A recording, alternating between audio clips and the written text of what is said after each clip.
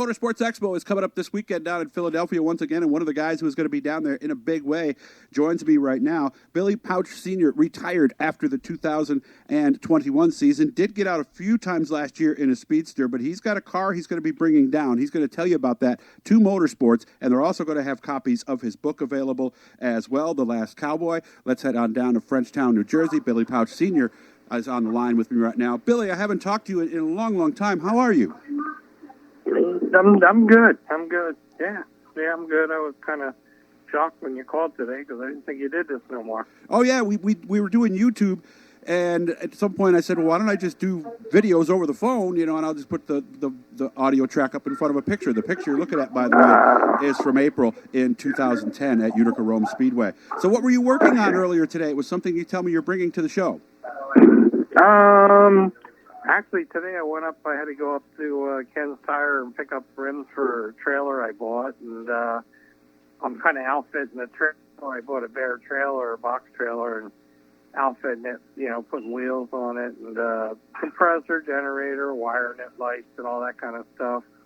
My grandson's going to race a little bit this year with a slingshot, so between that and I might jump in the speedster a couple of times, so I need a trailer, so I don't like to borrow people's stuff, so I'm putting something together, Okay, so we're not done just yet, are we, Billy?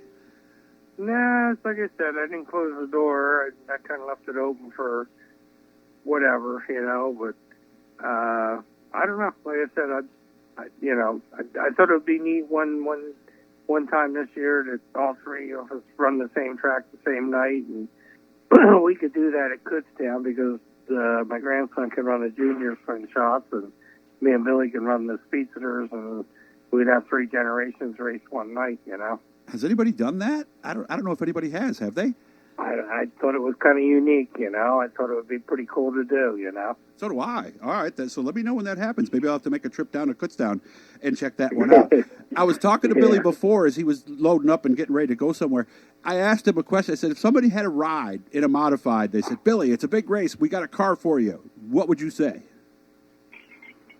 I would probably say no, because I probably had that option last year to go to the Sixer with Heinemann there because he had a car, but he didn't want to go with his driver, and I thought about it, getting a hold of Glenn. It'd be neat to get hooked back up with Glenn with the 126, but then I thought better of it. I didn't race all year. I'm probably out of shape and everything else, and it just didn't seem right, so I didn't do it. You bring up an interesting point, but these things are physically demanding, so you really do have to work yourself into shape if you were going to do it, especially for a one-off like that.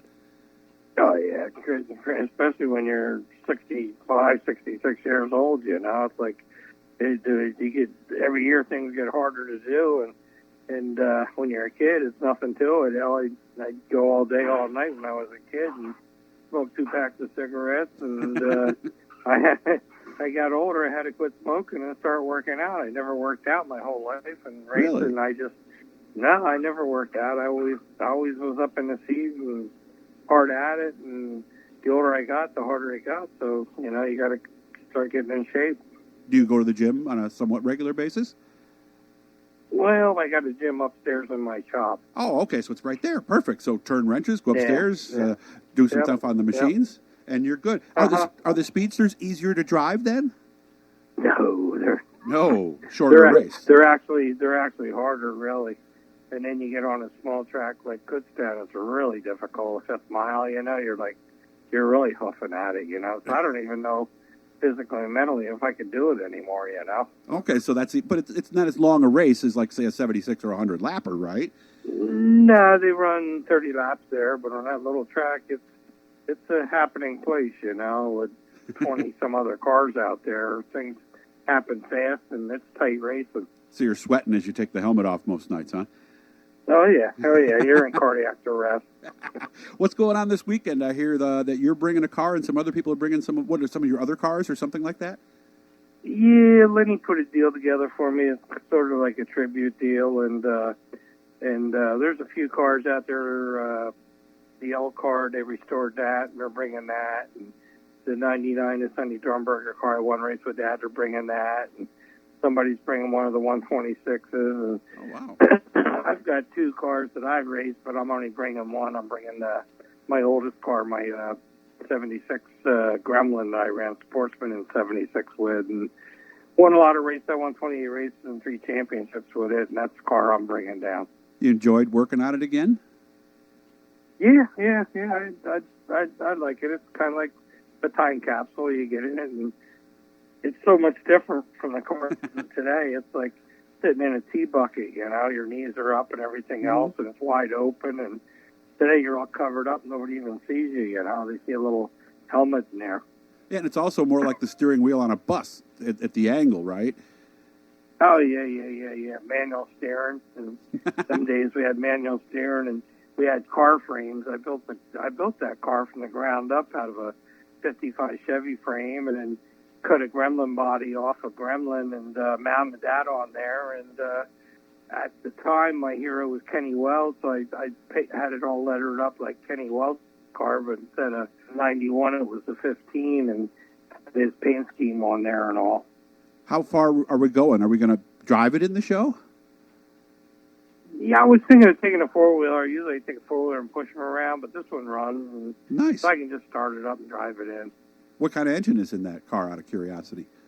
Probably just a stock 350. Oh, really? Stock? It's stock. It's just, you know, I mean, these cars have been around forever. It's set outside for I don't know how many years in the weather, so I wouldn't say it would be too safe to take out and really push around the track too hard, you know. Yeah, that's true. Haven't had a chance to look at all the welds and all that, have you? Yeah. So what's that going to? The car's like 40-some years old, you know. What's it going to be like seeing all those cars in one place?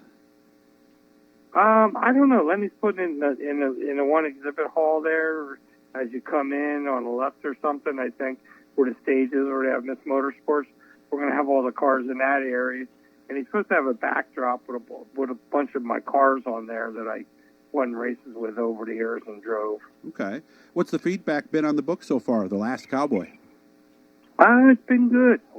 Buffy really did a hell of a job on that, and I don't know if you got it or read it yet, but everybody that I've talked to, they really enjoyed it, and you know, they read it once or twice, and everybody's really enjoyed it. You know, she really did a good job on it and got everything across, all the years I raced and all the different people I raced with, and interviewed all of them, and a lot of my crew she interviewed. It was, you know, talked to a lot of people and then tried to decipher, you know, the older you get, the fish that you caught always gets bigger, you know. True. So the story always gets better as you get older, you know. It's like, oh yeah, remember that time you started 18s and one lap you had to lead at Flemington? I said, no, I don't remember that. It might have been 2 laps then that day, not one. Well, So. I remember a heat race. We were busting balls, and they bet me I couldn't get the lead in the lap, and I did it from 14th. That's a good that one's in the book? Well, that's the owner. The owner swears it was a feature, but I'm pretty sure it was a heat race. It's in the book, yeah. Okay. You know, it's like I said, the story always gets bigger as the older you get, you know. And, of course, books will be available this weekend, I would imagine, and you'll be there to sign them? Yeah. Buffy will have the books available there at multiple times. We'll have, you know, sit down, I'll be signing the book, and then, you know, if you see me at the show, you got the thing, I'll have a pen with me, I'll sign it for you, you know. Good. I'm glad to hear it. Well, I got to make sure I get back in touch with you. And again, we'll find out when that night's going to be, when all 3 generations will be racing at Kutztown. Billy, great catching up with you. I'll make sure I do more of this. Like I said, I got a little carried away with the camera for a little bit, but you have fun this weekend, and I wish you all the best, sir. Thank you for your time. All right, Doug. Thank you. All right, hit the Blue E, guys. Subscribe, turn on the likes, all that good stuff. And look this weekend, Motorsports, this Friday and Saturday down in Pennsylvania.